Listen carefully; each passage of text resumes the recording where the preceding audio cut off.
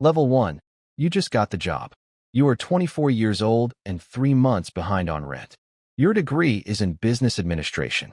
You graduated with honors. You have sent out 91 job applications in 5 months. 43 of them never got a response. The rest said no. Then one morning your phone rings. A recruitment agency. They have a position. Personal assistant to a private client. Oil and energy sector. The salary they quote makes you sit down. It is 4 times anything you have ever earned. You ask what the job involves. They say travel, scheduling, document management, discretion. You say yes before they finish the sentence. The first day you are driven to a private office building in a black car with tinted windows. No logo on the building, just a number on the door. Your new employer meets you in a corner office on the 14th floor. He is 53, immaculately dressed. The kind of man who fills a room without raising his voice. He shakes your hand and tells you his name is Mr. Harland. He says he needs someone sharp, loyal, someone who understands that what happens in this office stays in this office. He slides a document across the desk, a non-disclosure agreement, 42 pages. He gives you 10 minutes to read it. You skim it. You sign it. You start Monday. Level 2. You start seeing things you shouldn't. The first 3 months are everything the recruitment agency promised. Private flights, 5-star hotels, a salary that clears your rent and your debt and still leaves more than you have ever had. Mr. Harland is demanding but fair. You manage his calendar. You book his travel. You draft his correspondence. You are good at this, and he tells you so. Then the requests start changing. Small things at first. Delete this email thread. Do not log this meeting in the calendar.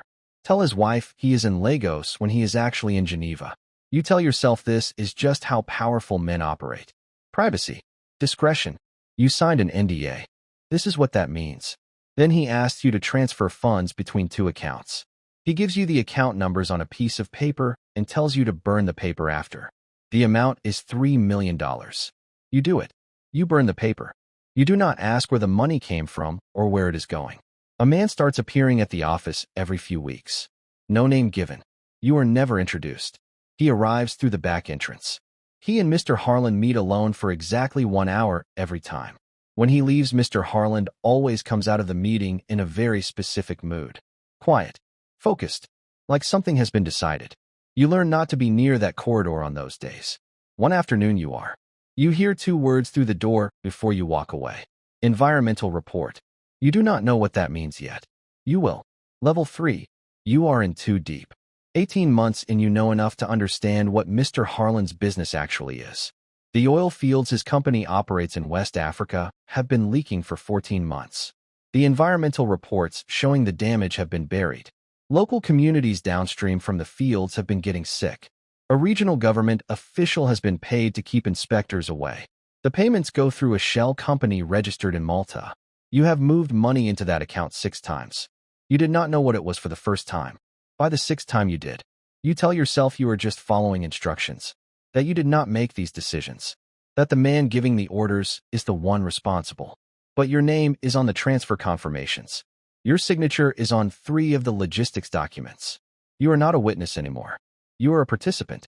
You try to take a week off. Mr. Harland approves it immediately. Too immediately. While you are away, a lawyer calls your personal number, not your work number. Your personal number that you never gave to anyone at the company. He says he is calling on behalf of Mr. Harland to remind you of your contractual obligations under the NDA. He reads you a specific clause.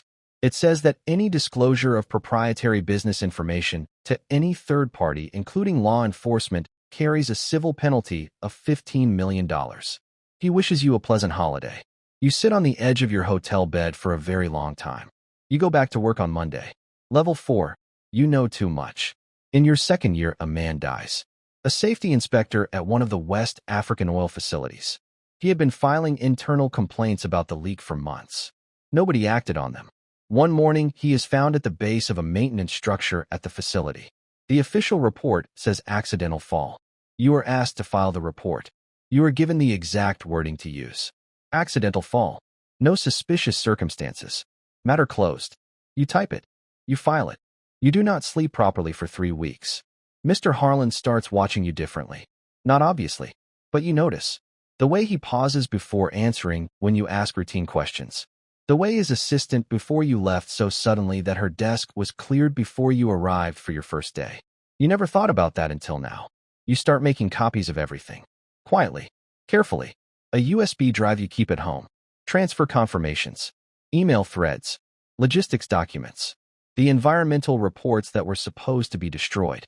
You tell yourself it is just insurance. Just in case. You tell yourself you are not going to use it. Level 5. You take the fall. Then the investigation opens. A journalist publishes a story about the oil leak, the sick communities, the buried reports, the payments to the regional official. The story does not mention Mr. Harlan by name, but it mentions the company, and it mentions a personal assistant with signing authority on several key transactions. It mentions you. Your phone starts ringing with numbers you do not recognize. Then federal investigators show up at your apartment. They have the transfer confirmations. They have the logistics documents. They have emails sent from your work account authorizing payments to the shell company in Malta. You tell them you were following instructions. They show you the paper trail. On paper, you are not someone following instructions. On paper, you are the person who gave them. Mr. Harlan's lawyers are in the building within the hour. Not to help you. To present evidence. Evidence that you acted independently. That you had unauthorized signing authority. That Mr. Harlan had flagged concerns about your conduct internally months ago. A memo surfaces dated 8 months back, signed by Mr. Harlan, expressing concern about irregular transactions being processed without his knowledge. The memo is dated 8 months ago.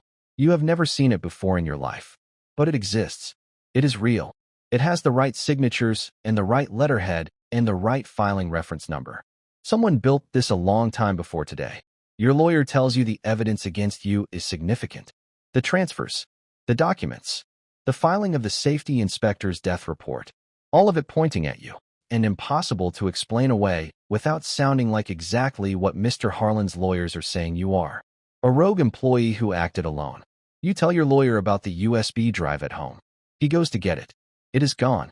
The apartment has not been broken into. Nothing else is missing. Just the drive. In the exact drawer you left it. Gone. You are charged with fraud, environmental crimes, obstruction of justice, filing a false death report. Mr. Harlan is interviewed by investigators twice. He cooperates fully. He is articulate, devastated, a victim of a trusted employee who betrayed him. He is never charged. You are sentenced to 11 years. On the day of your sentencing, Mr. Harlan is photographed at a charity gala in London. Tuxedo, a glass of champagne, smiling at the camera. The oil fields are still leaking. The communities downstream are still sick. The shell company in Malta has been dissolved and replaced by a new one in a different jurisdiction. And you are in a cell trying to explain to yourself how you went from 91 unanswered job applications to an 11-year prison sentence without ever feeling like you made a single decision that led you here. You made every single one of them. You just made them one at a time. And each one felt like the only option available. Until the options ran out.